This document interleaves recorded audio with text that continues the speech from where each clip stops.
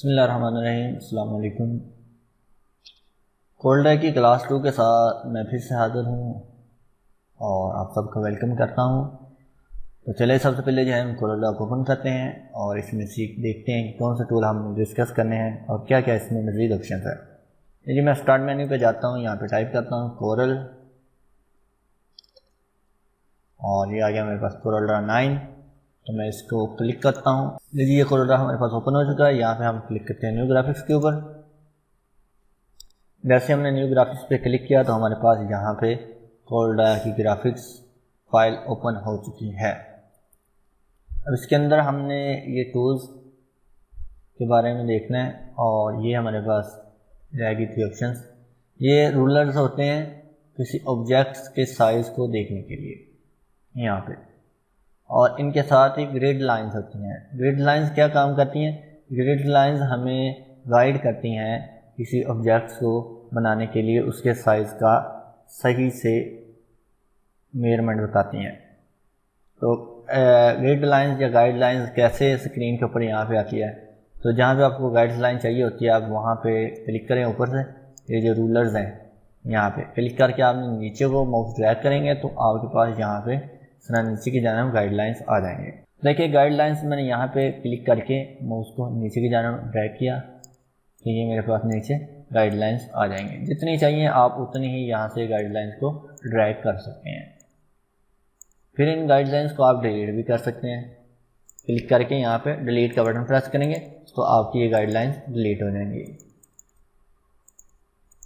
इसी तरह आप जो है इधर से गाइडलाइंस भी लेके आ सकते हैं। ये देखिए इस तरह था। इसमें देखें मेरी गाइडलाइन यहाँ पे 0 पे है और इधर 4 पे है। तो इसका मतलब ये है कि मैं यहाँ से यहाँ तक 4 इंच का अगर मैं कोई रेक्टेंगल बनाना चाहता हूँ तो मैं यहाँ से इस तरह 4 इंच का रेक्टेंगल उसकी चौड़ाई रख सकता हूँ। ये देखें, ठीक है। और इसी तरह अगर आप रेक्टेंगल को सिलेक्ट करेंगे तो इसकी प्रॉपर्टी बार के ऊपर आपको यहाँ पे दिखाई देगा। ये देखें 3.909 इंच। और आप इस रेक्टेंगल की या किसी भी ऑब्जेक्ट का जो साइज़ है वो आप यहाँ से भी सेट कर सकते हैं। और ये मुझे एग्जैक्ट 4 इंच का चाहिए तो आप 4 लिख के एंटर करेंगे, इसकी चौड़ाई 4 इंच की आपको यहाँ पर दिखाई देगी। ठीक है, ये हम आगे मज़ीद देखते हैं। ये आपकी गाइडलाइंस है। तो फिलहाल इसको मैं गाइडलाइंस को डिलीट कर रहा हूँ। यहाँ से सिलेक्ट करने के बाद गाइडलाइंस के बाद हमारे पास इधर और ऑप्शन आ रही है। यहाँ पे देखें ये टूल बार के यहाँ पे ऊपर देखें ये 3 लाइनें बनी हुई हैं। इसी तरह इधर 2 लाइनें बनी हुई यहाँ पे। ये क्या ऑप्शन होती है? ये इनकी टूल्स बार या ये जो स्टैंडर्ड टूल बार है या ये जो आपके पास प्रॉपर्टी बार है, ये जो आपके पास नीचे जो है स्टेटस बार या ये कलर पैटर्न है, आप इनको अपनी मर्ज़ी से भी एडजस्ट कर सकते हैं कि अगर इनकी आप जगह तब्दील करना चाहे वो भी कर सकते हैं। जैसे देखिए मैं यहाँ पे अगर क्लिक करूँ, ये जो 2 लाइनें इसके ऊपर डबल क्लिक करूँ तो मेरे पास प्रॉपर्टी बार इस तरह ऊपर से निकल के आ जाएगी यहाँ पे। अगर मैं यहाँ पे फिर से डबल क्लिक करूँ, देखिए ये मेरे पास स्टैंडर्ड टूल बार भी इस तरह बार की जानिब आ जाएगी। ठीक है, इस तरह अगर मैं टूल बार पे यहाँ पे डबल क्लिक करूँ तो ये मेरे पास टूल बार भी इस तरह स्क्रीन के ऊपर आ जाएगी। अब मैं इनको जहाँ पे एडजस्ट करना चाहता हूँ, मैं फर्स्ट करें ये जो स्टैंडर्ड टूल बार है ये मुझे इधर अच्छी लगती है तो मैं यहाँ पे इस तरफ लेके आऊँगा तो ये मेरे पास इस तरह स्टैंडर्ड टूल बार यहाँ पे एडजस्ट हो जाएगी। इसी तरह अगर प्रॉपर्टी बार को मैं चाह रहा हूँ यहाँ पे ऊपर एडजस्ट करना है तो प्रॉपर्टी बार को यहाँ से मैं पकड़ूँगा, पकड़ने के बाद यहाँ पे ऊपर लेके आऊँगा। देखें और इस तरह मेरे पास इस जान स्टैंडर्ड टूल बार और ये प्रॉपर्टी बार।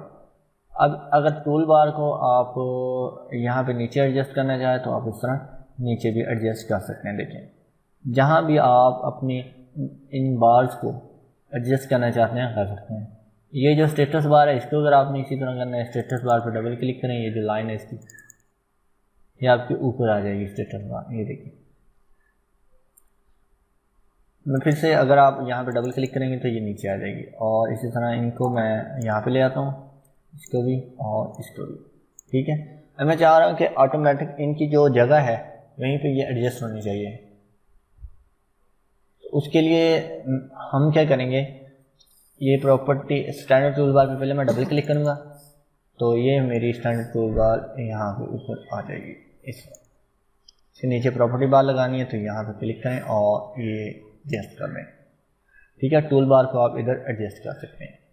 बाय डिफ़ॉल्ट अगर आपके पास ये इस तरह डिलीट हो जाती हैं, फर्ज करिए टूल बार आपकी डिलीट हो गई, यहाँ से आपने इसको क्लोज़ कर दिया, तो अब ये कहाँ से वापस आएंगे? तो उसके लिए आपने क्या करना है, यहाँ पे विंडो की ऑप्शन मौजूद है, इस पर क्लिक करना है। क्लिक करने के बाद यहाँ पे आ जाना है, देखिए ऑप्शन लिखी हुई है टूल बार्स, इसके ऊपर क्लिक करना है। जैसे आप टूल बार पे क्लिक करेंगे तो आपके पास यहाँ पे टूल बार्स के नेम आ रहेंगे, कौन से टूल बार आपको चाहिए। एक तो हमें प्रॉपर्टी टूल बार चाहिए, उसके ऊपर क्लिक करें, ये देखिए आपकी प्रॉपर्टी टूल बार ऊपर आ जाएगी।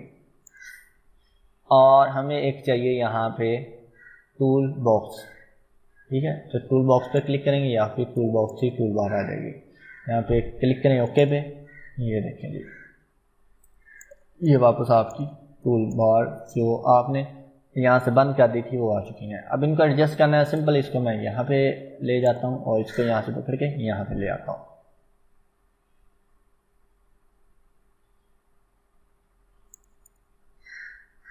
इसी तरह आप ये जो कलर पैटल है इसको भी आप इसी तरह एडजस्ट कर सकते हैं, अपनी मर्जी से नीचे भी कर सकते हैं और इधर भी कर सकते हैं। देखिए यहाँ पे फिर से क्लिक करेंगे तो ये आपके पास इस तरह आ जाएगी। अगर ये भी इस तरह बंद हो जाए आपके पास, यहाँ पे ना शो हो रही हो, तो विंडो में जाएंगे, यहाँ पे कलर डॉकर कलर पेटल्स पे क्लिक करना है।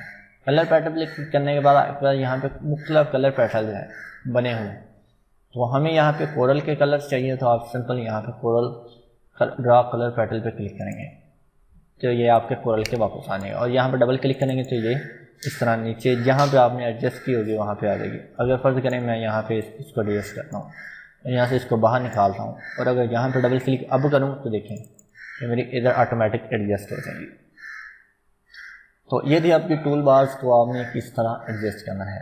ठीक है, और आगे नेक्स्ट वीडियो में मैं इंशाल्लाह आपको इन टूल बार का इस्तेमाल बताऊँगा। तो तब तक के लिए इजाज़त दीजिए, अल्लाह।